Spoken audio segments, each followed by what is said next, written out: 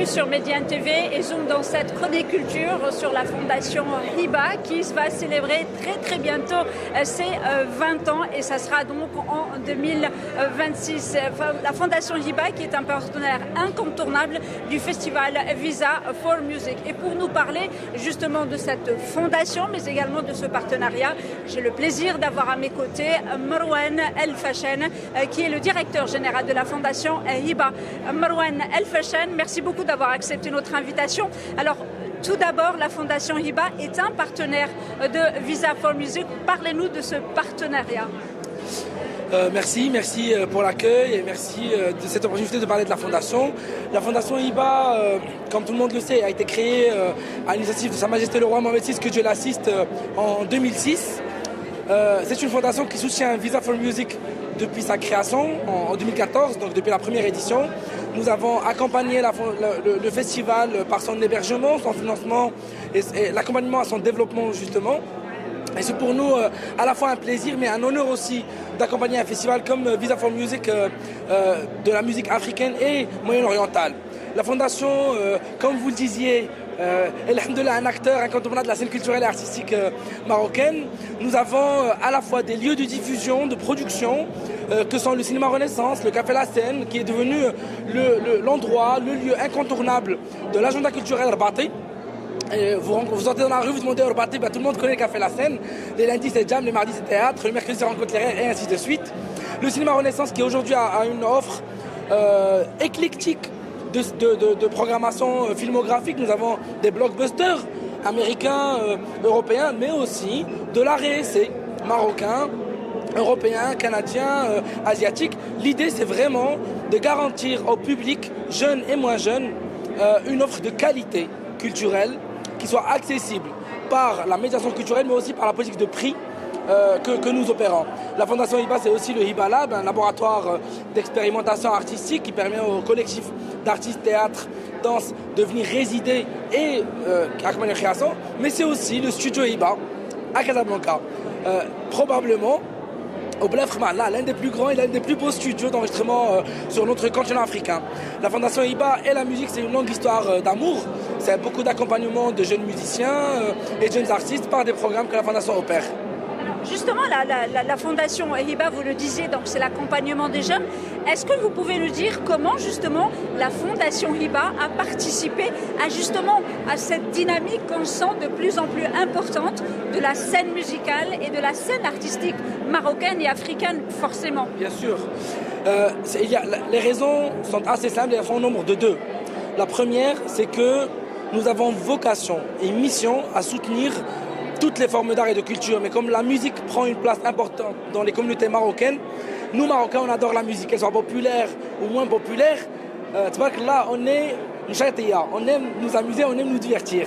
Et du coup, naturellement, la musique prend place à la Fondation. La seconde raison, c'est que, en termes de chaîne de valeur, nous avons à la fois des programmes qui accompagnent la production et la création musicale, mais aussi un outil majestueux qui est le studio Hiba pour enregistrer les artistes, donc capables de les enregistrer et de produire leurs CD, vinyle ou production musicale, mais également, et c'est très rare au Maroc, des lieux de diffusion.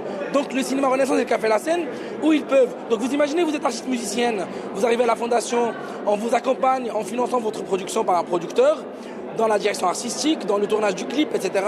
Mais on vous garantit l'enregistrement au studio Hiba, quelquefois gratuit, quelquefois non, selon les programmes et les appels à candidature. Mais nous pouvons aussi vous garantir un lieu de diffusion. Donc, vous arrivez, vous ne savez pas ce que vous voulez faire, vous faites une chanson, vous l'enregistrez et vous la chantez en live devant un public garanti au niveau... Et c'est en fait cette magie des trois maillons de la chaîne de valeur qui fait que la Fondation Hiba a une place importante. On accompagne sur les trois volets et alhamdoulilah, il y a aussi cette question d'engouement de la scène culturelle musicale marocaine. On a autant de patrimoine immatériel de musique à préserver, qu'on essaie de faire avec les anthologies notamment qu'on fait, mais il y a aussi toute la jeune scène émergente, qu'elle soit dans la musique underground ou moins ou plus connue. On se doit d'accompagner cette jeunesse musicale, on se doit de leur offrir des plateformes de diffusion et on se doit de leur garantir une place au moins dans le couloir de professionnalisation dans leur carrière musicale. Et c'est pour ça que la musique et la Fondation Hiba, c'est vraiment une relation grande et importante. Justement, la Fondation Hiba, comme vous le disiez, donc elle participe à l'émergence de cette scène avec ses 20 ans d'expérience, ses 20 ans de création, d'accompagnement.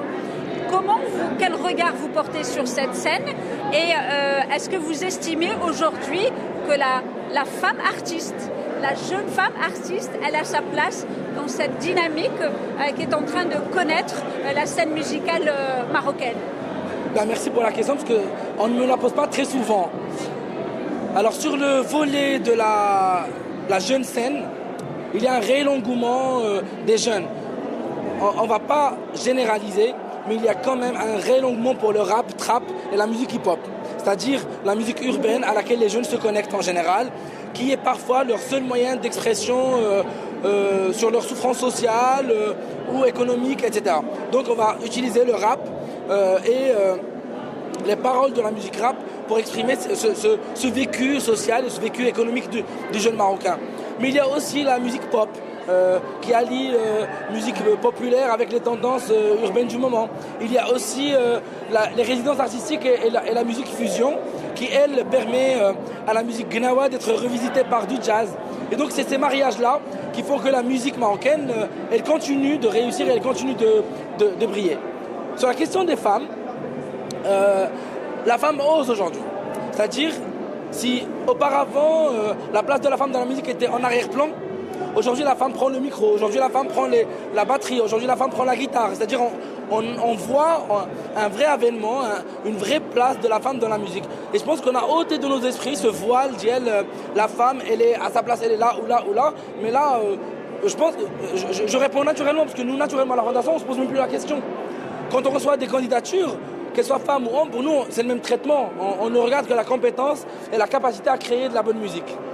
Marwan Elfchen, merci beaucoup d'avoir répondu à notre invitation. Et je rappelle que vous êtes le directeur général de la Fondation Hiba. Et merci pour tout ce que vous faites pour cette jeunesse musicale et ces jeunes talents. Et merci à vous, chers téléspectateurs, pour votre fidélité. Restez avec nous, bien évidemment. L'information se poursuit sur nos différents canaux. Médiane TV Arabique, Médiane TV Maghreb, Médiane TV Afrique et bien évidemment sur notre média digital medianews.com.